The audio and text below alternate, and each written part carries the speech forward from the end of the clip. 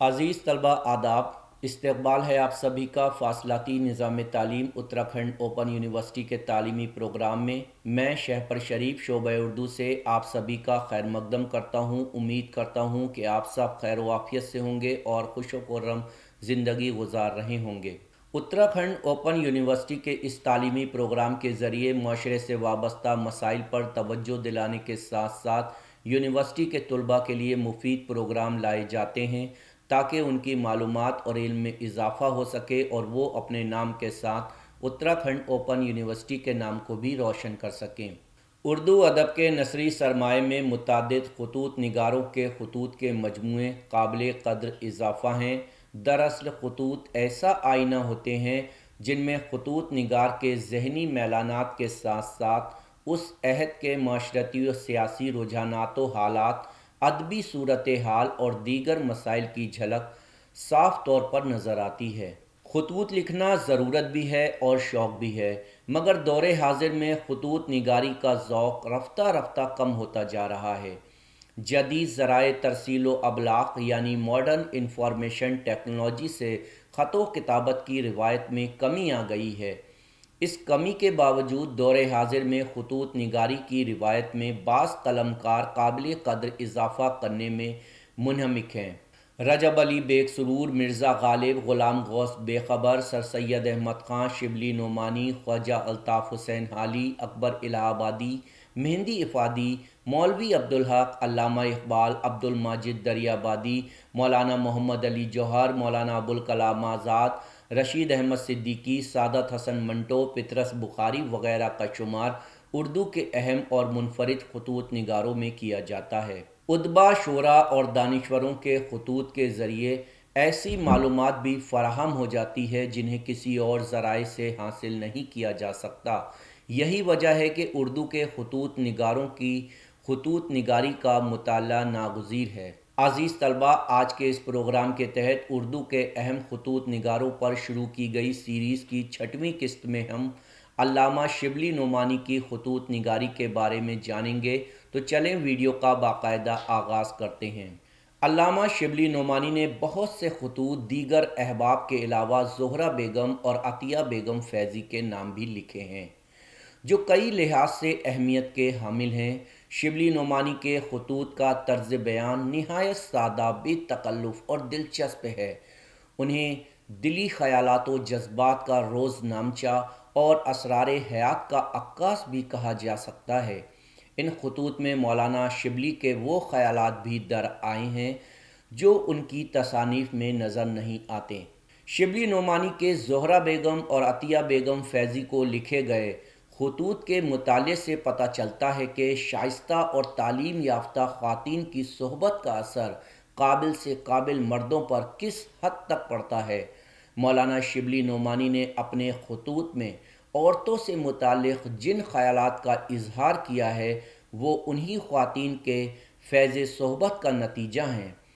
मौलाना ने उन ख़यालात व नज़रियात को कभी आम नहीं किया जो उनके खतूत में औरतों से मुताल्लिक़ जा बजा नज़र आते हैं। शायद इसीलिए एक बार अतिया बेगम फ़ैज़ी ने उन्हें कम हिम्मत भी कहा था, जिसका जवाब उन्होंने अतिया बेगम फ़ैज़ी को तहरीर किए गए एक ख़त में इस तरह पेश किया है: तुम कहती हो कि मैं बदहिम्मत हूँ। मेरी ज़िंदगी के दो हिस्से हैं, प्राइवेट और पब्लिक। अगर पब्लिक काम मेरे हाथ में ना होता तो तुम मेरी हिम्मत का अंदाज़ा कर सकती। तुमको क्या मालूम है कि मुझको क्या मुश्किलात हैं। तुमको क्या मालूम है कि मैं अगर आवाम की मर्ज़ी का किसी हद तक लिहाज न रखूं तो एक निहायत मुफीद तहरीक फ़ौरन बर्बाद हो जाएगी। यहाँ पब्लिक के काम से मुराद नदवा की ज़िम्मेदारियाँ हैं। शिबली नोमानी के इस उज़्र या जवाज़ से ज़ाहिर है कि अक्सर मुदब्बरीन और मुस्लिहीन को अवाम की मर्ज़ी का लिहाज रखना पड़ता है। इस खतूत के इक़्तिबास से ये भी ज़ाहिर है कि शाइस्ता और तालीम याफ्ता ख़वातीन के असरात से मौलाना शिबली और उन जैसे दीगर पुख्ताकार और फाजिल अशख़ास भी ख़ुद को बचा नहीं सकते। अल्लामा शिबली नोमानी के मुतअद्दिद खतूत औरतों के معاشی، سماجی، تعلیمی اور دیگر مسائل سے متعلق ہیں۔ وہ ایک خط میں تحریر کرتے ہیں کہ عورتوں کے متعلق تمہاری رائے ہے کہ وہ دنیاوی اور معاشی علوم کم پڑھیں اور تم اس کو نہیں پسند کرتیں کہ عورتیں خود کمائیں اور کھائیں، لیکن یاد رکھو مردوں نے جتنے ظلم عورتوں پر کیے اس بل پر کیے کہ عورتیں ان کی دست نگر تھیں۔ تم عورتوں کا بہادر اور دیو پیکر ہونا اچھا نہیں سمجھتی ہو، لیکن یہ تو پرانا خیال تھا کہ عورتوں کو دھان پان، چھوئی موئی اور روئی کا گالا ہونا چاہیے، جمال اور حسن نزاکت پر موقوف نہیں۔ تنو مندی، دلیری اور دیو پیکری اور شجاعت میں بھی حسن و جمال قائم رہ سکتا ہے۔ مرد نما عورت زنانہ نزاکت سے زیادہ محبوب ہو سکتی ہے۔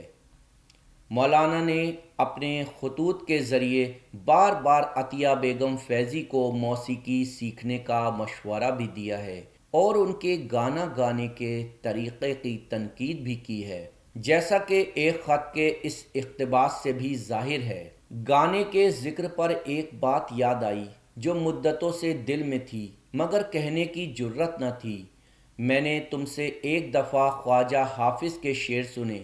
تم کو خدا نے خوش آواز عطا کی ہے اور نہایت مؤثر آواز ہے، لیکن افسوس ہوا کہ تم کو ہندوستانی موسیقی سے واقفیت نہیں، اس لیے تم بالکل بے سرا گا رہی تھی۔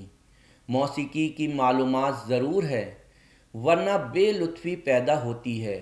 بارہا تم سے گانا سننے کو جی چاہا لیکن رک گیا کہ تمہاری گٹکری اور تانیں بے قاعدہ تھیں۔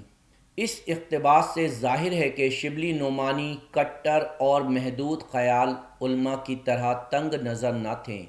وہ اچھی طرح واقف تھے کہ وقت کے ساتھ چلنے اور ترقی کرنے کے لیے عورتوں کو کن صفات اور خوبیوں کی ضرورت ہے۔ خواتین کے متعلق ان کے خیالات نہایت وسیع اور ہمدردانہ تھے۔ وہ بے پردگی کو معیوب نہیں سمجھتے تھے، اس لیے وہ عطیہ بیگم فیضی کو مجمع عام میں پوری آزادی اور بے پردگی کے ساتھ تقریر کرنے کا مشورہ بھی دیتے ہیں۔ آپ میں ہر قسم کی قابلیت موجود ہے، صرف مشق کی ضرورت ہے۔